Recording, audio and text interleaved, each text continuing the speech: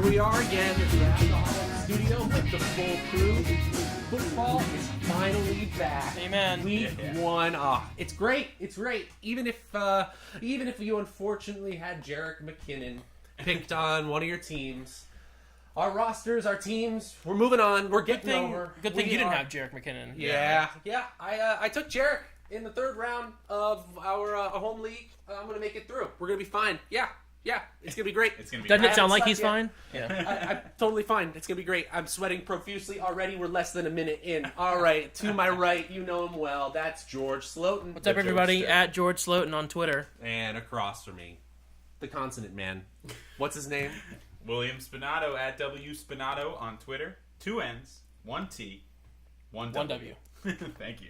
I don't know which one is a bigger homer. This guy to the SEC folks who come to the NFL, or this guy to Baltimore. But hopefully, they're going to be enjoying all their analysis. We are on to week 1.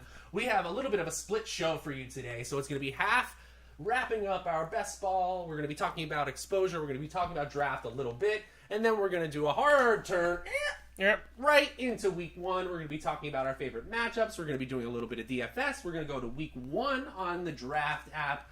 And guys, it was a lot of research. This was a lot. I mean, just the switching from the season-long projections into week 1, into the grind.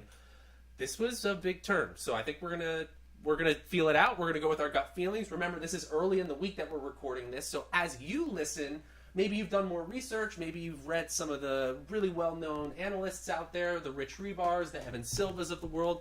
Mesh these gut feelings that you get towards the end of the week with all that research you've done, and you're going to have yourself a great lineup or set of lineups for the weekend.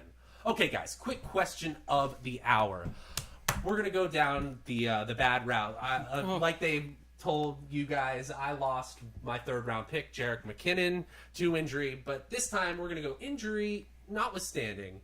What's the worst pick or the most wrong you've ever been about a player in fantasy?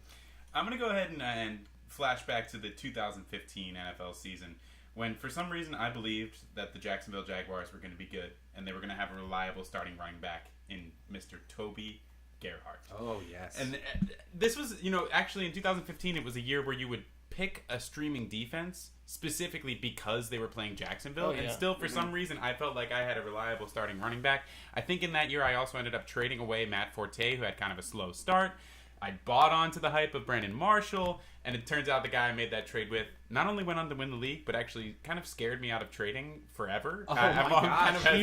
He wrecked to trade you. from then on. Yeah, he did a little bit, yeah. But since then, things have turned around. Actually, that's kind of the year I started really diving into fantasy research after getting my butt spanked. Yeah. So, if you could be careful there, guys. If you could remind us, George, of a weakness of yours in fantasy football history. Well, Player Profiler is a great resource for a lot of us. And if you go on playerprofiler.com/Dante-Moncrief, it would pull up a comparison of Andre Johnson for the great Dante Moncrief. Matt and one of our favorite stats, the SparkX score, he's at 80th percentile. He's above a 90th percentile for speed, burst, and the 40-yard dash. He's so bursty. What is wrong with Dante Moncrief? He's at a 55.3% catch rate his whole career.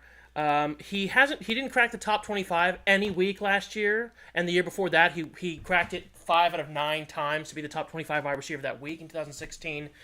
He was falling behind in the depth chart before Marquise Lee got hurt. He was even behind rookie DJ Chark. Wow. He is now in line for a lot of targets and receptions in Jacksonville. We hope. I think so. We think so. I mean, it's do or die. He's 25 years old. He's been. This is about the time to be to turn into a superstar, and I bought into him years ago. We're starting to piece together some things where he had some solid games at least for the Colts, but they weren't happy with him, and now the second team, it's not looking that good. Yeah, I just thought Andre Ellington was basically fantasy Jesus. I thought he was going to be amazing. 2013, 14, 15, I just lined him up in those early rounds wherever his ADP was. I loved him. I thought the breakout was coming. I know Arizona had some QB flux years, but he just was never an efficient player, and he robbed me of so much upside, and we talked about that so much in previous episodes. Sometimes you have to make a pick because of ceiling. I totally misjudged it. There was none at all.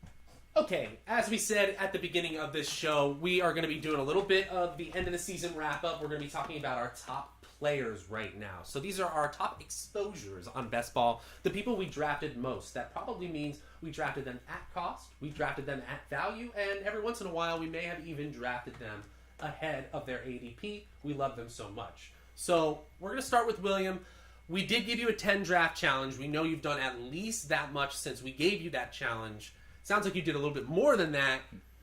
Talk about the running backs that you really liked. Well, this year, and we've kind of spoken to it already on earlier episodes, I have a lot of exposure to Rashad Penny. I am buying the hype that Seattle tends to use one running back when they do pick their guy. They spent the money.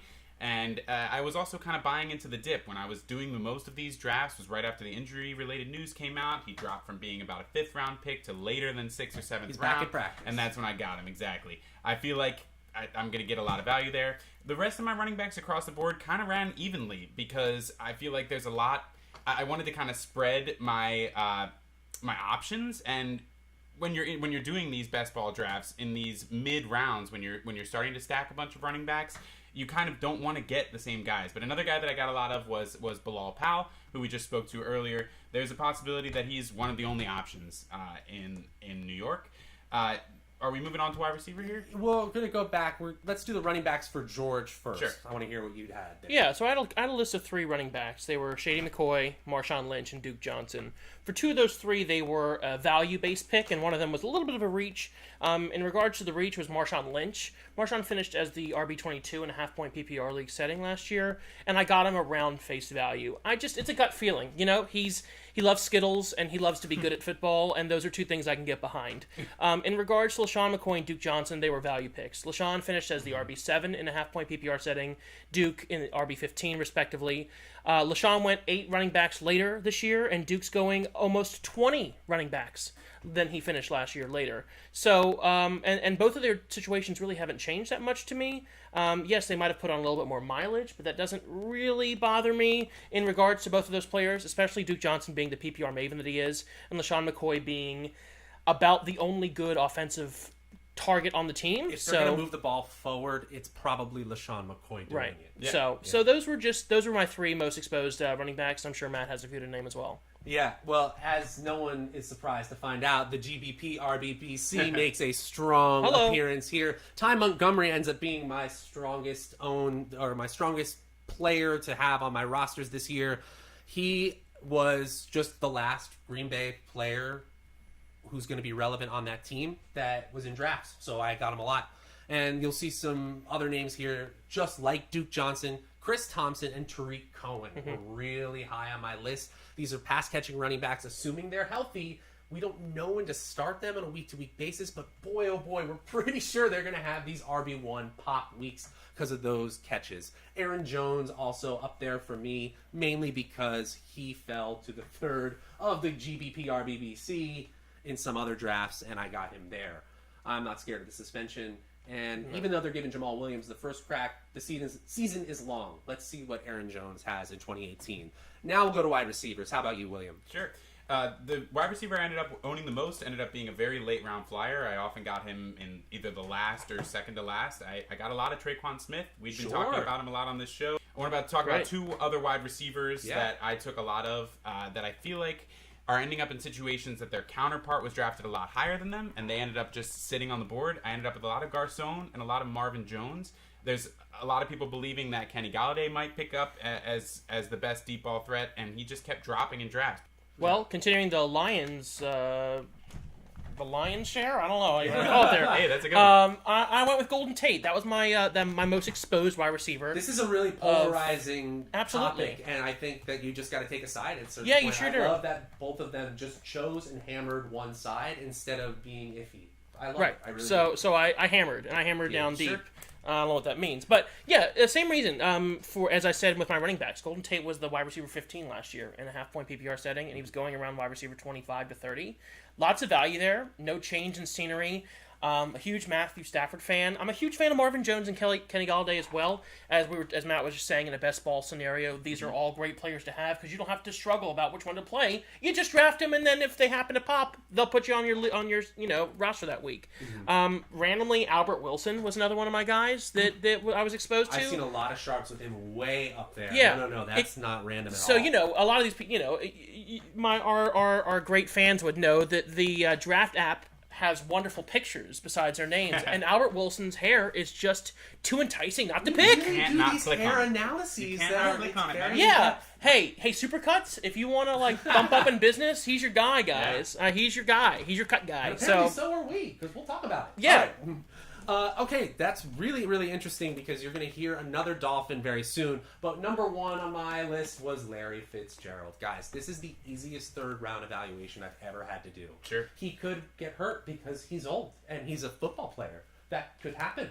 But when he's on the field, he's going to catch many, many, many passes, and Sam Bradford's skill set matches perfectly with what Larry does right now. I think he is the ultimate competitor, the ultimate team player, the ultimate ability to buy into a scheme and a quarterback game plan, and I have no doubt that they will find ways to get him the ball.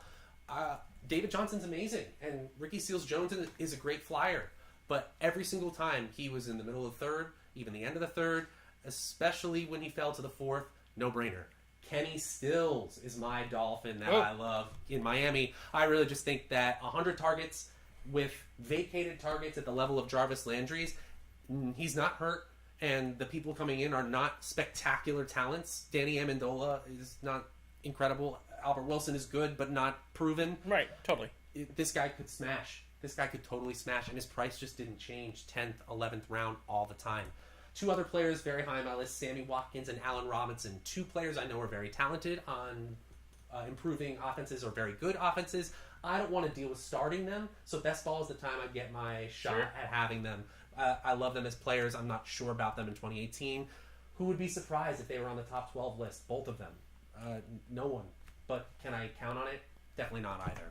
All right, moving on to the last skill position, tight end. Tell me about who you got. Let's change it up. George, tell me who you got first. Ricky Seals-Jones. Hey, and that's it. It is. Let me back up by saying that I didn't have any tight end that was I was way overexposed to. And if you listen to past episodes, I explained why I'm not a huge fan of drafting the tight end position too early. So I had very, very little, if any, of Gronks, Zach Ertz, Travis Kelce, Greg Olson's, those types. I had a lot of Ricky Seals-Jones, Jack Doyle, George Kittle, O.J. Howard, Cameron Brate, those middling tight end 2, even 3 guys. Because we're in a best ball setting, those are the type of tight ends I like to live and die with because I just need one of them, of those 3 or 4 that I draft, to pop each week, and I hope that happens. And Ricky Seals-Jones, as Matt was just speaking about, is definitely a flyer. I like him on the Cardinals. I'm a big Sam Bradford fan. I'm a big fan of that offense in general. And he just happened to be the one that also, just showed up. Dude at the end. That was my dude. Just locking it on. What about you, Matty? For me, I really like Tyler Eifert in the later rounds. There was a lot of changes to his ADP over the course of the offseason based on his health, and to be honest, I don't think his probability of playing week 1 really changed all that much. It was basically every Roto-World blurb, his ADP would do something like this, and I would just basically buy every dip, so over the course of the offseason, that's what happened. I actually feel a little bit differently than George, so I have high rates of Zach Ertz. Basically, any time he fell below Evan Ingram or Greg Olson, I was smashing him. Same when Travis Kelce was drafted first, just smash the button on Rob Gronkowski. So they actually crept up my draft boards later on in the summer. And just like you, I'm a huge Jack Doyle fan, and I drafted him Doyle. at the end. We said it last week. There are only a few players in the NFL who are running a large percentage, we're talking 80-90% of the pass routes of their team. Jack Doyle is one of them. If Andrew Luck's arm is at 90% and not 100, why doesn't he just throw to the tight end a couple more times a game? So I'll take it. So our final position, quarterback. I didn't get to talk about tight ends, but it's okay. Well, no. He is a person too. No, he's not. No, he's not. All right, we're debating whether he's a person, but we're going to let him argue. What's your tight end situation? I had a similar strategy as George. I ended up with a lot of later round guys. The only guy that I ended up maybe reaching on or taking early. I have a decent amount of Trey Burton. I do feel like that's going to work out, and I especially like taking him in a best ball where you don't have to start him in your only tight end slot. I ended up with the most exposure, though, to Luke Wilson, a favorite of the show. Two L's. Oh, really? I must have spelled it wrong on our little cheat sheet here. But, yeah. You're thinking of the actor. He exactly. Was right. Well, Can you name any movies that Luke Wilson was in? Royal Tenenbaums. I got it. Oh, you got it. You got it? Okay, good. He was Similar to Luke Wilson, the actor, Luke Wilson, the tight end, is available in the last round of these best ball drafts. So he was someone I was taking in the very last round often. Another person that I took a lot was Jared Cook. I feel like he slipped often. There were times when all of the starting, quote unquote, starting tight ends were taken off the board, and then a couple rounds later I could get Jared Cook. Right. There's nothing proven, but there's definitely a possibility that he ends up being a major role in Oakland. Totally possible. While we're still debating you being a person, do you want to tell us about your quarterbacks? Yeah, sure. I mean, we might as well stick with that because my most drafted quarterback in drafts this last year was Joe Flacco. Uh-oh. I know it's a homer pick. Mr. Elite. Similarly to Mr. Luke Wilson with 2 L's, he's always available in the last round. Mm-hmm. And if your strategy is to try to get 3 quarterbacks, you've already got 2. Maybe you reached a little bit in the earlier rounds. It's a great plan to have Joe Flacco in your back pocket. It's intelligent. Yeah, as much as we joke you for the homerism. Yeah. And honestly, if Flacco wasn't there, the guy that I grabbed was Sam Bradford. I feel like in a best ball situation, he's great. And he could lock up what you're talking about with Fitz. But when I did reach, it was Cam Newton. I did get him in a lot of leagues. I feel like he could be the kind of player that if you have him on your draft roster, he could win the league for you. So in situations where he was ending up in the 7th, 8th round, I was okay. So Williams definitely not a person, and while we're on that train, Confirmed. Matt, do you have any quarterbacks that you were highly exposed to, like the Sun? I'm pretty much Icarus here, but I'm on this Trey Burton train now, and Mitchell Trubisky is my way of getting to that offense. I really think that the Matt Nagy injection, we're in for the biggest change from one year to the next. John Fox is just a caveman of a coach. What else can we say? He ran the ball in situations where no one should run the ball, and yet he did. So I think Mitch Trubisky is going to see a huge uptick in pass plays, a huge uptick in efficient pass play calling, and that's a recipe for success in the late rounds. I was often taking him with other late round quarterbacks like Trubisky Dalton or Trubisky Bortles or even Trubisky Prescott when that fell to me. The other guys, you need to remember this. Draft.com starts their best balls for 2018 or 2019 next year in December, in early January. So you can get some situations where you know they're going to change. You can get them in great value situations. So we all knew Alex Smith was moving on. We all knew that the reins were being handed to Pat Mahomes. But in those drafts, he was going in the 17th, 18th round.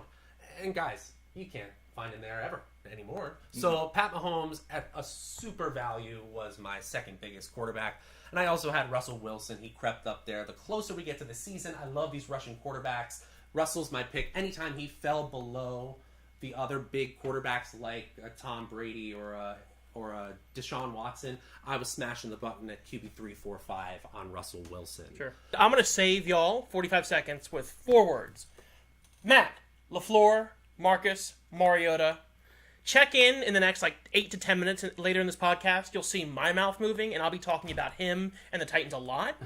Just fast forward now, because they're not going to say anything interesting. There's also previous episodes where he essentially if you want to. Right. Yeah, look for me. I'm the guy in the hat, and I'll be talking, and then just listen to me. And fast forward when those two talk. That's what we do. So here. that's your guy, your big exposure to Marcus Mariota. Not scared. Move on. All right. That is a wrap-up for our Draft.com best balls. We played a majority there this year, and it's been a blast. We're excited to move on to the season. Here it is, guys. This is the big pivot. Boom. We are on to week 1. Wow, that was a big pivot. That was exciting. Did you feel it? I know we could where we were. I hope you could back where you're listening or watching. So this is a new segment, of course, as we move on to the matchups that we know and love. This is matchups to watch. So we've taken all of the big games of the week. We're looking at the slates. We want to see some of these big player versus team versus team, or player versus player matchups that we are most interested in seeing. George Slotin, very much a person to my right. That's right. He's going to start. What's your matchup? No one knew my last name until you said it. No, I'm just kidding. It's I'm outed. I don't like quarterbacks, and my last name is just Slotin. So I'm a little hurt right now. So my matchup of the week is the Titans offense versus the Dolphins defense. Not necessarily that I'm afraid of the Dolphins defense. Let me run you through some numbers. They were the 16th ranked defense last year. They allowed about 110 rushing yards per game, 225 passing yards per game. So not great and not terrible.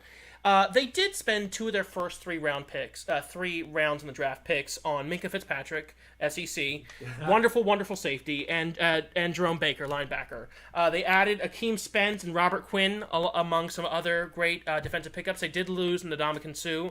And I'm curious to see how the average defense lines up against this offense that I've been hyping up this entire offseason. I don't even know where to begin, but you know the Titans depth chart by now because I've been speaking about them. I'm so interested to see where Corey Davis and Rashard Matthews go on splits. I'm interested to see if Tywan Taylor can be what I hope he wants to be. I'd love to see Dion Lewis play that Tevin Coleman type role or that Jerick McKinnon role last year that we were hoping. Obviously, Derrick Henry is a big boy. There's so many amazing... Oh, and Marcus Mariota. There's so many amazing targets on this team and some amazing offensive power. I want to see them play against a middling defense as a litmus test and to prove me right. The end. I think it's going to be a great game to watch. I'm going to go ahead with my pick to watch this week. That would be the 49ers versus the Vikings. I think not only is it going to be interesting to figure out what's going to happen in the San Francisco backfield, which we'll talk about a little bit later, but I'm interested in seeing what the Vikings offense turns into. Specifically, what Cousins can do against his former coach that kind of made him a thing. Like, what if... Right, we were talking about this. Yeah. Kyle Shanahan knows Kirk Cousins well. Right, exactly. I mean, I'm not exactly saying that Shanahan is going to scheme the entire defense against it, but, in terms of something the commentators might be talking about, it's going to be interesting to see what Kirk Cousins can do versus his former coach that kind of made him a thing. And also, you could kind of argue that Shanahan made Kirk Cousins valuable in a trade situation, so it's going to be interesting to see how it plays out. Oh, I love that. And I'm probably most excited for that matchup. We'll talk about it more. I think that the Vikings are just such an exciting team. I want to watch them as a fan of football. For my matchup, it's another one, the Chiefs and Chargers. They go at it twice a year as division rivals. Tyreek Hill scorched what was normally a fantastic secondary last year, and as did Melvin Gordon. They were 6th in yards per pass attempt. They were really, really good, but the Chiefs had their number. They added Derwin James, the Chargers did, to that secondary, who had a beautiful interception on Drew Brees in the preseason. Yeah. Got to check it out if you haven't seen that. And in comes Pat Mahomes. Can he just take this Chiefs offense, just grab the baton and have another lap around the season like Alex Smith did, or are there going to be some growing pains? It looks like Tyreek is up to Tyreek Hill type things early on in the preseason. I don't think anyone's going to have trouble getting him the ball with the amount of separation he gets. But I want to see... Yeah, he's a cheetah, I hear from Twitter. But I want to see how Travis Kelce and Sammy Watkins sync up with him. Sure. Not really concerned about Tyreek Hill and not really concerned about Kareem Hunt getting those dump-offs. But I want to see how the whole offense syncs together, if they're able to get it done, or if the Chargers have their number and get it started the correct way in Los Angeles. Yeah, I'm really excited about that game, too. Yeah, me too. No Sharkhandrick West.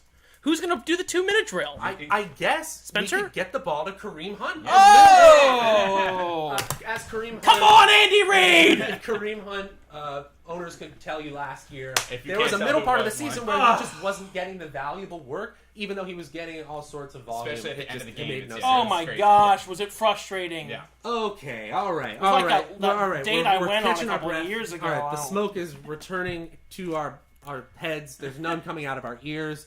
So we're going to talk about the 3-person draft that we did. It was head-to-head. This is going to be a little faster than the segments that you saw in the preseason because we don't have 18 whole dang rounds to go through. Yeah. But there are quite a few picks that are really interesting in this. And guys, even if you're not big DFS players, if you're not big weekly, daily fantasy sports players, check out these drafts with a couple of your buddies. It's really fun. It's a really great way to dig into the week a little bit more without huge research amounts. And it gets your start-sit decisions for your big leagues at home even more honed. I really love these drafts. So dare you say they're even more mahoned? More mahoned. Wow. I love it. You know, I love those puns, yeah. Georgie. Okay, so all right, let's run down this draft. George, you were first. Number 1. William, you were in the middle, and I started 3. Got that turnaround. Randomly assigned, just want to remind you. I feel like it wasn't, but it apparently was. It was. You started off with Alvin Kamara, the biggest favorite of the weekend against the Buccaneers at that number 1 pick, followed by William, who went with Rob Gronkowski. I can't hate it, but that was early even for Gronk. Then I led with DJ David Johnson. Welcome back to the NFL, back, Misty David. Buddy, and Antonio Brown. He's just going to smash against those Cleveland Browns. Then it was Todd Gurley for our middleman there, and Le'Veon Bell. That was a great pick there. I think that was the biggest value of the draft, Sure. assuming he's there, assuming he's in the game. Yeah. Yeah, and then Don't forget, we record this on Monday, and so you'll see this a couple days later. So maybe the news has changed. Again, maybe you then. know, right? But right. but I'm assuming that Le'Veon will be playing because guess what? He's gonna. Yeah, That's all I have to say. Moving on. Yep. He also took Keenan since that was his turn, Keenan Allen, and the other Charger, Melvin Gordon, goes to William directly after that. I took AJ Green. I think he's a smash play against the Colts, and Dalvin Cook. Again, we're going back to that exciting matchup, San Francisco versus Minnesota. I like it there. And finally, to finish it out, we have Tyreek Hill, DeAndre Hopkins, and Deshaun Watson for George. He takes a little bit of a stack there. And our quarterbacks to finish it off. Tom Brady. You always have Tom Brady. You love Tom. I get it. Who doesn't? And I had Drew Brees. That was a big one. I decided against Aaron Rodgers. The Khalil Mack signing, yeah, it got me. It got me. Sure, I was like, that's worth fearing. So, Drew Brees. What's the name of Tom Brady's trainer? That crazy guy, Anthony something? Alex Guerrero. Alex is that Guerrero. his name? Alex Guerrero won't even draft Tom Brady. Okay. Whoa. He's pulling the Max Kellerman route, and he's saying he's falling off that cliff. That's what I heard. Whoa. Okay. Wow. Yeah. So we're not TB12 fans over here, I guess. I have you read the book? If you, I'd stand up and show you. I am a member of the TB12, and it's done a disservice to me. So. So you're anti. I'm anti Alex Guerrero. Oh, yeah. okay, More Vlad Guerrero than Alex Guerrero. He's already jumped the shark as he usually does. We're into the istics, folks. You know it well. It's statistics, heuristics, and logistics. Statistics. There's a lot of stories going on over Lots here. of stories. I don't even know where to begin, but one of the stories that I saw through this draft was Rob Gronkowski, a parent TB12 member, going really, really early. William, start us off there. What's the thought there? Sure. Yeah, I mean, if there's one thing I learned last year from doing these 3-man best balls with these guys, it's that if you want a guy, first of all, the only guys you're getting are first and second round picks. Right? So you just kind of have to plant your flag in a guy that you really want on your team. And if there's one of those guys... in him? That seems essentially, painful. yeah. Well, they're wearing pads. Okay. And yeah, the thing is, if you decide that you want one of these guys or two of these guys, you're gonna have to reach, quote unquote, reach. It's not really that much of a reach if there's only 4 rounds in these drafts. So I knew on my way here that there were 2 high scoring games that I wanted the pass catchers in. I didn't know exactly who to bet on anywhere in New England except for Gronk. And then I'm really excited to see Mahomes and Tyreek Hill take the top off of this Chargers defense. I wanted those guys to be my wide receivers this year, so I based this draft around that. In terms of strategy, I knew I was going to take Gronk first. I knew there were going to be plenty of elite running backs I could grab in the next rounds. I was kind of interested in getting Brady, only if he fell to the last round, and he did. And most importantly, I wanted the upside of Tyreek Hill, so I kind of built my draft around those guys that I knew I wanted to have on my team, and if I didn't grab them, one of these guys might have. All right. Okay. Still, I just thought it was too early. Of course, he's my tight end 1. Like, I think he's going to be amazing with, especially in these first few weeks with Edelman out. He's just going to be incredible. I was thrilled to get David Johnson and Antonio Brown at that turn. I just think in terms of median and in ceiling projections this week, you got to put them probably at number 1 right now. And I was just so happy to get them at 3-4. And AJ Green, I think he's going to dominate a Colts defense that really struggled against the pass on a per-play basis. And I don't think that John Ross or Tyler Eifert being healthy is anything but good for AJ Green. I think he gets his target share, his air yard share. He just does his thing. Dalvin Cook is my pick of the week. I just think he's going to be great against the San Francisco defense. I think the team is improved. I think that defense is still very vulnerable, especially on the ground and in chunk yardage plays on the ground that way. So I was very happy to get that. Statistically speaking, I project to have the top team of course, reality may show us something different. George, what'd you think? I live in reality, so you're gonna see different, actually. And I just happen to be so lucky to get the 101 in our draft, and Alvin Kamara will lead me to victory with 84.96 points. Wow. Hopefully Breeze is passing to him, so I'll get some. Yeah, Breeze is passing to him, but I get more. I just get more. So Alvin Kamara absolutely is going to have an absolute beast week. I don't care if Mike Gillislee's there. I don't care if Jonathan Williams was there. Terrence West, doesn't matter. Because Alvin Kamara is going to dominate. Okay, Mike Gillislee doesn't even know where his locker room is, much less the playbook. All right, Alvin Kamara had know where it is? The end zone. Yeah. Oh, 3 touchdowns in week 1 last year. Okay, well, Kamara had 2 touchdowns against the Bucs last year and 140 plus yards against them combined with rushing and receiving. He's going to go off. That's my first round pick. Second round pick, Le'Veon Bell. Same reason why Matt likes Antonio Brown is the same reason why you like Antonio Brown is the same reason why I like Le'Veon Bell. He'll be there. Don't worry about it. Keenan Allen, PPR maven. He's going to continue his hot streak from last year. I love him this year in best ball and redraft formats. Give him to me all day. Off the air, we were discussing about whether stacking is really important in terms of a 5-person or 5-person per team draft. Right. I haven't looked at the details of that. If y'all know anything, let me know. But I did. I went ahead with a stack of DeAndre Hopkins and Deshaun Watson. They are playing the Patriots. I think it's going to be massive over/under in that game. Yeah, Vegas thinks it's going to be a shootout. massive over/under. And speaking of over/unders, I want to say the Saints-Bucks game is the second highest over/under. Yep. So I like to go where the points are going to go. So I do foresee a big over/under with the Patriots playing against the Texans. The Texans are playing at home. Deshaun Watson, I think, is going to be angry. He's going to have a vengeance. And I like DeAndre Hopkins. Yeah. Sorry. Over/under 20 touches for Alvin Kamara this week. Over. Because of the passing game. So the workhorse belief is there. I actually would take the under. I think he's going to still see about 17 to 19, which is 5 to 8 more than he saw per game last year. Right. So I'm projecting more volume. Don't get me wrong. He's going to have a huge role. I just don't know if we're going to see 25 touches like we see for Le'Veon. He could still win the week. We saw him. He just bounces off defenders like it's a video game. It's amazing. So, guys, that was great. And another reason why I suggest doing drafts, if you're just dipping your toe in the pool of the DFS world, because we're just talking about the plays that in the sharp DFS world they call as chalk. These are the players who are supposed to go crazy every week. These are the first and second round picks in your draft. These are players that you may have not gotten a chance to draft in your league of record. Right. You can have them for a week. You don't have to do this mega research and go looking for pricing. We're about to get into that, but there's a great option if that's not for you, if that's not your style. Draft is an awesome option. They have awesome options, and you can win a few bucks from your friends. That's why I really like it. So next is the part about the Draftaholics that we're most proud of. It's the part we take the most pride in. It's the part where we bring out a sport we don't even talk about so that we can show you our skills. An air b-ball. He shoots. Where is the hoop? Where is the hoop? He scored from an air hoop. Guys, it's the Draftaholics Quick Shots. Now we're going to take a turn into that DFS world. If you don't like it, we're sorry. Leave. Stick with us. No, stay here. Oh, okay. Stay here. Well, I didn't know what you wanted them to do. We're going to talk about some of the plays that make your DFS life easier. The people who you should base your lineup around, or you should base your lineup around leaving.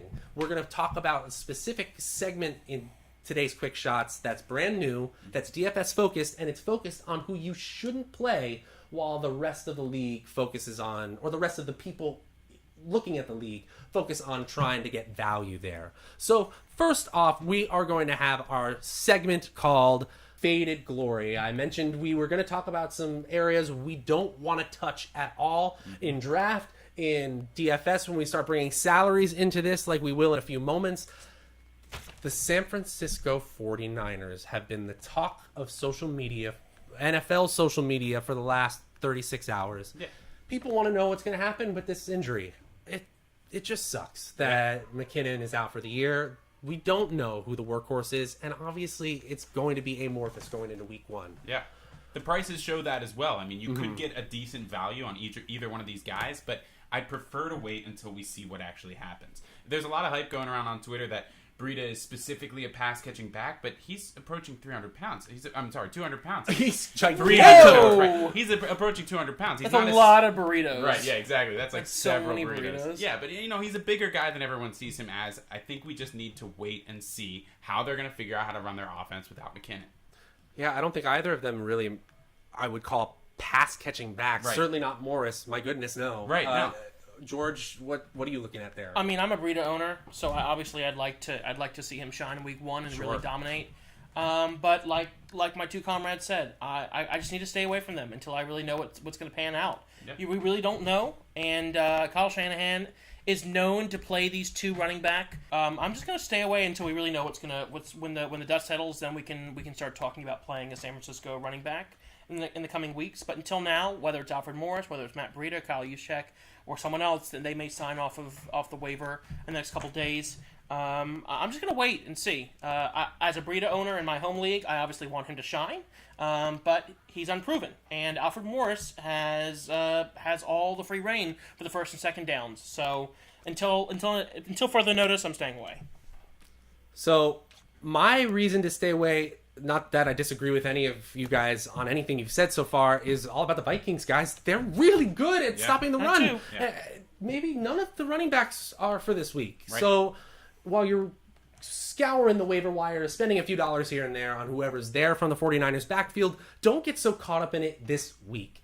Wait this one out. They're not favored. They're on the road. The Vikings are top 5 pretty much in any statistic you look at for running back stats. They just don't project to get enough volume to be this value smash play this week.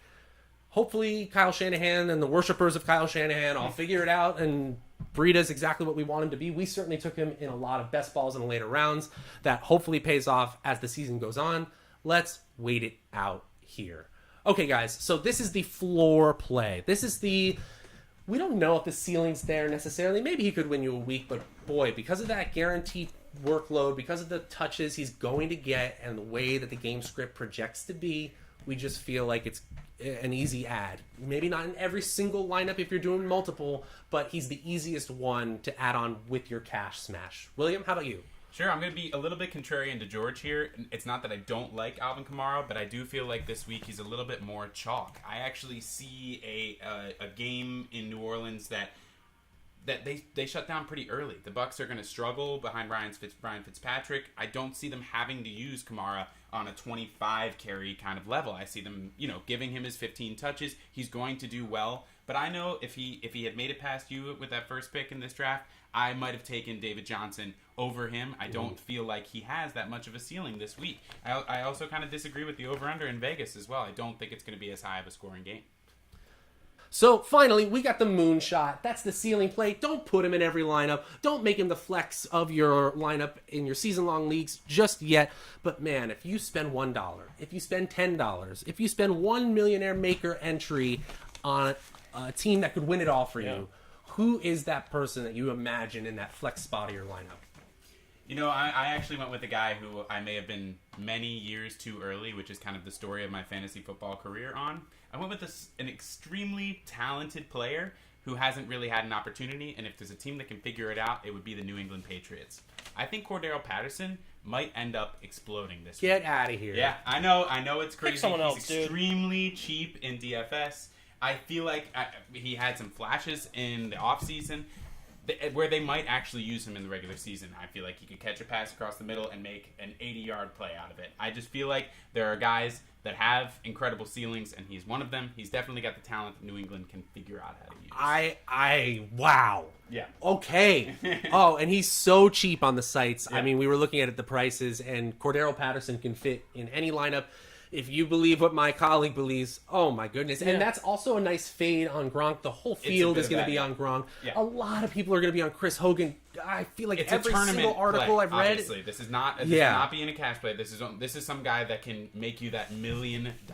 And if this is someone who I was looking for. And if you feel that way about Philip Dorsett, we wouldn't think you were crazy either. So both of them could be the moonshot really every week. They're like the James White of the receiver plays. He was almost who I put here as well. I think he's a great contrarian play.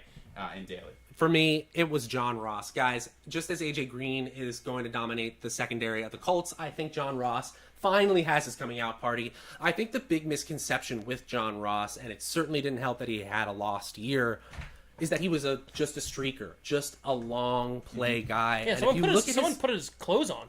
We're going streaking! Yes!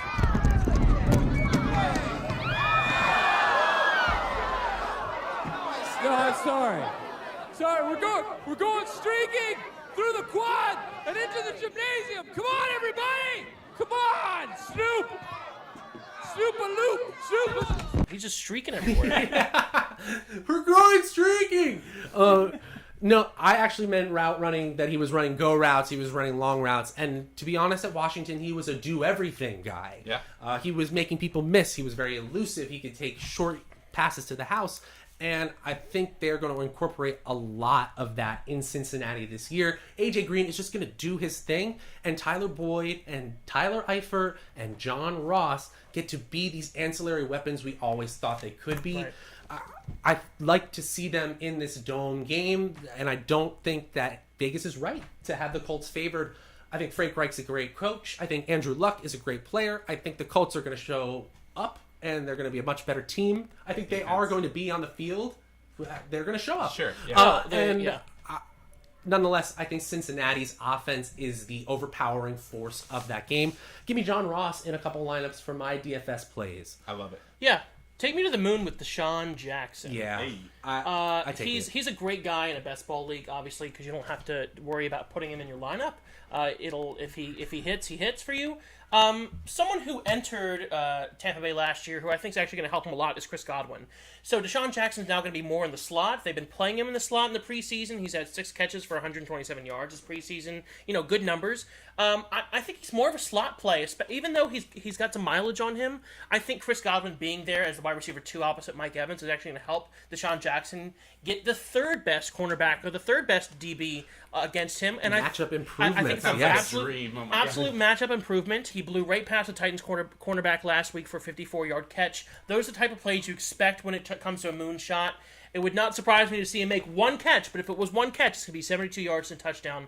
Those are the things you really don't expect when you're giving 9% of your entire draft portfolio onto a DFS site, and that's what I'm going to try to get for when I get for someone under 10%. You're looking at the Alan Hearns, the Philip Dorsetts, the Mohamed Sanus. So you're just going for a moonshot, and he's the one that I like this week. He's tried and true. He's been there for many years in season-long leagues, in best ball leagues. Cue him up week 1. It doesn't matter if he's down 21. Fitz is still going to be throwing to Deshaun Jackson.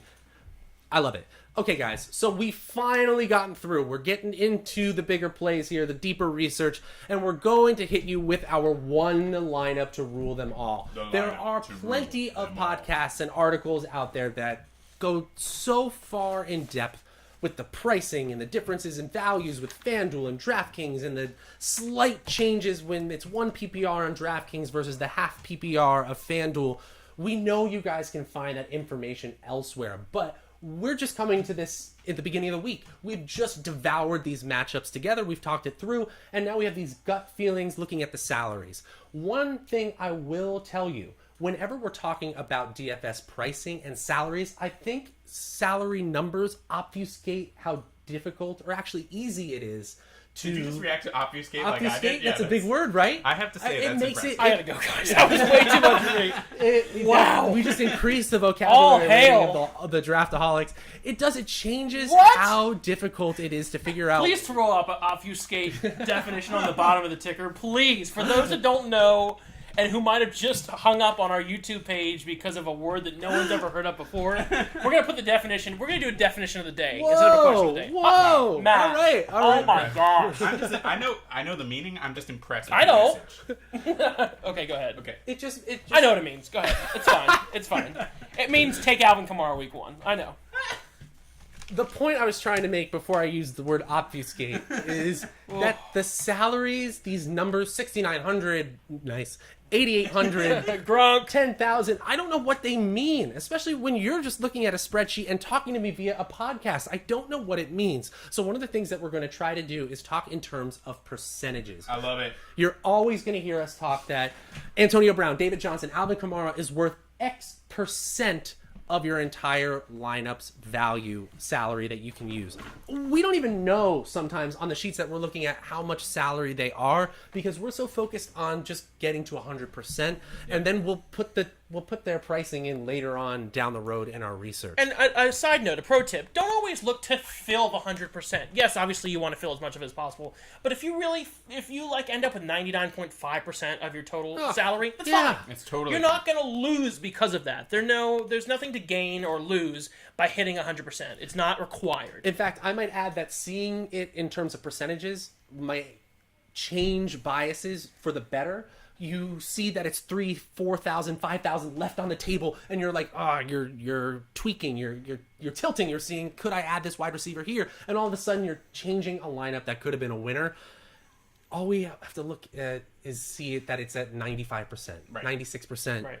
We've used our budget, guys. If you eat 96% of that pie, that's a lot of pie. That's a lot of pie. I love it. I love it. I love it. Okay, so how did our one lineup to rule them all come out this week? It looked good to me. I mean, so because we recorded this on a Monday and we may not make it out for the Thursday games, we're going to ixnay all the Thursday games. That being said, we're hitting all the Sunday games. It's the main slate we're focused on. It's the main slate. If you're the Millionaire Maker, you can put this lineup in as is.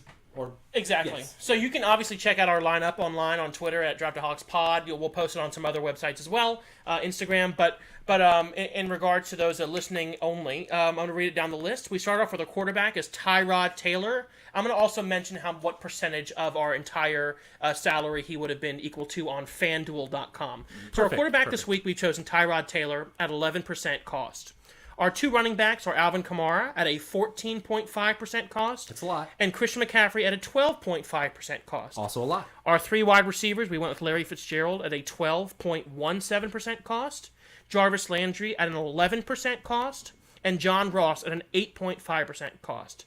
Our tight end, we're going to roll out Rob Gronkowski at a 13.17% cost. And the one flex we have is Chris Carson coming in at 9.83% cost. Our defense, we're rolling with the tried and true, maybe not so tried and true anymore, Seattle Seahawks at 6.83%, leaving us with a massive total of 99.5% on the board. So we left some cash on the table, and we're not 0.5%. sad about it because we understand it in terms of. And I'm getting a note from our producers: you can't move that percentage you didn't use to the next week. I'm so sorry. Yeah, There is no percentage rollover. No rollover. This is not Verizon. So obviously, to get in terms of 0.17% that we were just talking about, you're going to need a spreadsheet. You're going to need to type this out. And really, if you're entering more than one lineup, just get Google Sheets or your favorite spreadsheet app out and take 5 minutes. Or get like a really nice abacus. Get a really, really nice abacus. Just take your time moving beads, and that's the way you win at DFS. It's an art. It's an art. And so we won't spend a ton of time since a lot of these players we touched on, but I just want to say that Tyrod Taylor really looks like a big value this week at 11%, which is a lot lower than tons of the other quarterbacks. And Christian McCaffrey, guys, if there's ever a week, this is the week. I think that Christian McCaffrey's ADP rise was warranted. He's in the first round of most season-long drafts, and I think he smashes week one. That's my word of the day, apparently, smash. And one thing you will notice, we think the Seahawks and the Broncos game is going to be a little more topsy-turvy than Vegas is expecting. We actually take the Seahawks as our little bit of a betting pick. Of course, we're super experts, so you should listen to us on that. Right. And if we're right on that Chris Carson call, let's go with the correlation. The defense, the Seattle Seahawks, we're saving some money there. 6.83% is in the bottom third for them. And we get to have all these great players in Gronk and Jarvis Landry and Larry Fitzgerald and players who we would be shocked if they didn't hit expected value. I like stacking too, especially Sure. in a daily lineup. I like that we got Tyrod and Jarvis. And when we were looking at the pricing of Jarvis Landry versus Josh Gordon, I feel like maybe some of the ambiguity about what's actually happening there and him not showing up to practice until today kind of affected the pricing. They ended up at a similar price. Jarvis Landry was 11%. I think I think it was. I think Gordon was at 11.5. Yeah, only slightly more expensive. And those guys, obviously, throughout the year are going to separate themselves much more. So we took advantage of that in this week one, stacking him with Tyrod Taylor. I feel really good about it. Yeah, totally. I have nothing more else to say except that, as William did say, he does like stacking. I would suggest in some of your tournament plays or your GPP plays to stack in a FanDuel or DraftKings site. We're not sure, and this is something we should probably look into in the coming year about stacking on Draft.com for a five-player drafts, because it's not just for 3 teams; it's for always up to 12 teams. So you're only going to be drafting 1 quarterback, 2 wide receivers or tight ends, and 2 running backs. In Draft.com. So stacking may or may not have a positive or negative regression. We don't know yet. But in terms of DraftKings and FanDuel, we do know that there can be a positive regression in regards to stacking, and a stacking of more than just the wide receiver 1, but the wide receiver 2, which is a great fade play, or tight end as well. Just to clarify for you DFS newbies or people who are just dipping your toes in the water, if you will, stacking means using more than 1 player from the same team in your lineup there. So the fact that we use Chris Carson in the Seattle Seahawks, his defensive team, that's a stack. Tyrod Taylor and Jarvis Landry are a stack of Browns. Just want to clarify that for the folks out there. It gives you a huge amount of upside, because if they do go off, you get both scorers on your team, but definitely it takes the floor out. If both of those guys fail, then you've wasted 2 roster spots. The idea of stacking comes from IHOP, and that they actually stack their pancakes on top of each other. So when you pour butter or syrup on it, you're actually, no one ever really just takes that one pancake and puts on the side. Exactly. You eat all 5 or 3 at one time. Right, for max delicious. So that's what you do. Yeah. So if you want to draft 5 Texans, do it. You're not going to win, but you'll have a delicious meal. Right, and in terms of upside, the stack is nice and tall. I like it. Yes, I love the IHOB analogy. I'm sure they're stacking burgers. I have not been in a while, but I do think that I know that a large percentage of winning Millionaire Maker lineups, the big tournaments, they have stacks, and that's why they've become very popular. You don't have to do it every time, but as they said, it increases that ceiling in these tournaments where mostly it's the first 100 or the first 1,000 that are taking home prizes. You want the ceiling, you could care less about the floor. So that was our one lineup to rule them all. You're going to hear about tons of different plays throughout the week. I'm sure you've already heard about it. I'm sure Le'Veon Bell has had 17 more blurbs on RotoWorld. I'm sure that NFL.com has 18 more injuries for us that we didn't get to. And I hope you guys have an amazing first week of the season. We're so happy that football is back. Yeah. The Draftaholics are going to be with you all season long, even as some of us go in and out of town. We're going to be in different states. Yeah, and different time zones. But it's going to be okay. It's going to be really, really fun. We're going to be going week to week. We may even have shown you guys a little Thursday mini. Hopefully we get our act together and get our English and our little Thursday mini finished there for you. Enjoy the first week of the season. Enjoy that first Sunday, that first Monday. It's a great set of lineups. It's a great time of year. My name is Matt Savoca, at Draftaholic. To my right, at George Slotin. My name is George Slotin, not at George Slotin. Not at George Conveniently. Slotin. I'm William Spinato, at W Spinato on Twitter. 2 N's, 1 T. The Gronk Man, the Continent Man. Folks, have a great week. You're only as good as your last pick. Peace.